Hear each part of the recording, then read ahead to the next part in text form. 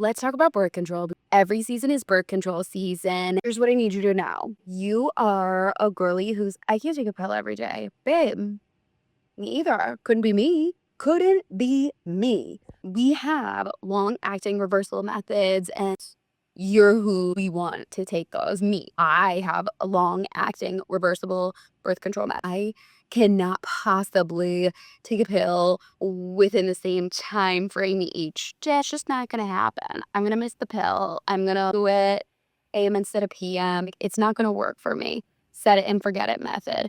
That's your IUD, like your Sky, Hyleena, Mirena, Layletta, whatever name you want on it. Seeing difference and different doses. Love a Mirena. From the provider standpoint, I'm putting in a Mirena all day over a Layletta. Long-acting reversible methods would be like the arm implant, the Nexplanon. She's a great option for people, especially people who do not want to have like, you know, an IUD put in. Woof. I get it. Like, inserted 1,000 of them, and I've also had it done to myself a couple times.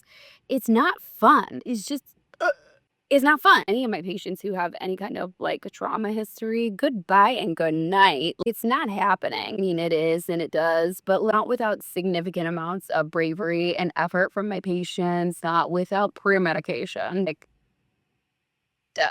Esplanade, yeah, it's fine. 3 years, stick it in your arm. Some people love it, some people hate it. That's the name of the game. Depot shot. I like it because it's cheap. I might like it because it's progesterone only. I don't like it because it's unpredictable as far as weight gain goes with Depot. I cannot predict if you are going to be the person who gains 50 to 100 pounds. And that does happen sometimes. Some crazy shit happens and you're like, take this thing out of my body. I don't feel right. We can take the thing out of your body. The Depot, and you do the shot and the shots. And yeah, copper IUD, hate it. Hate it so much. Why? Because people hemorrhage on them. And the bleeding is intense. It's non-hormonal, which is great. If hormones fuck with you, copper won't. You will just lose so much blood and so much iron. I don't know. Most of them I remove after a couple of years. Boo. 2 out of 10. If you are a girly who, yes, 100% I can for sure take a pill every day, then I love that journey for you. And please do that. Yay. There's about 1,000 pills out there. They change all the time and the brands switch. I think that's my only complaint. There are so many pills. What's covered for people changes all the time.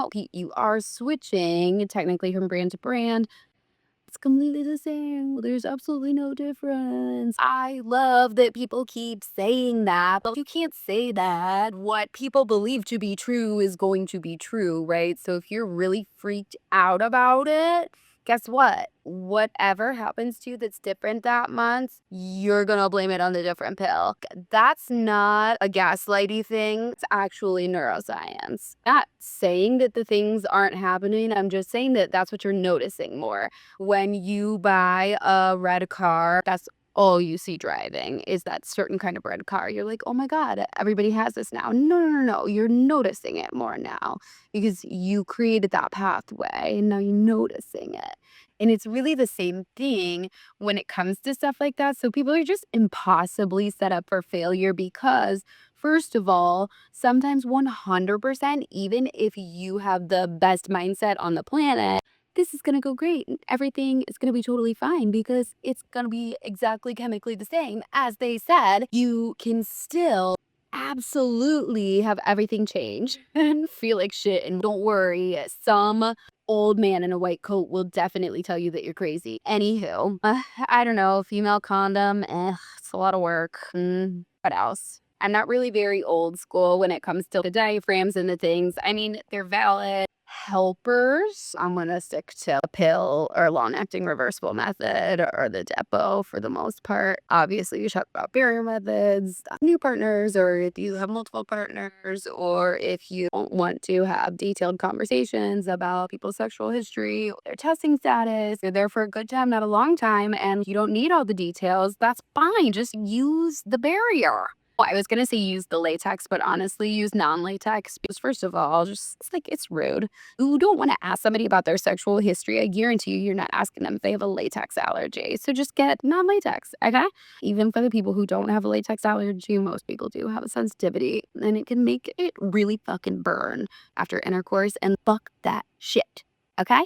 Be kind and get sensitive condoms for your partners, for yourself, for anyone who needs a condom. Thank you for coming to this Midwestern garage birth control talk. I said talk, like talk. Here's the last thing I'm going to say. I have had this exact conversation with multiple girlies. It's pervasive in the Midwest. And a lot of people, when we are talking about birth control, they say, oh, it's okay. I don't care if I get pregnant. I will say something like, well, do you want to be pregnant? And they go, and they don't know because they never really thought about it. Midwestern girlies out there, did you ever think about what you wanted? What your plan is? What you want for yourself? Do you want to be pregnant and have a baby? And if the answer is not a resounding yes, then please, let's just get on the birth control train. Is what it looks like to be in a Midwestern garage. You are welcome. It's stunning. It's gorgeous. Nobody can top this shit.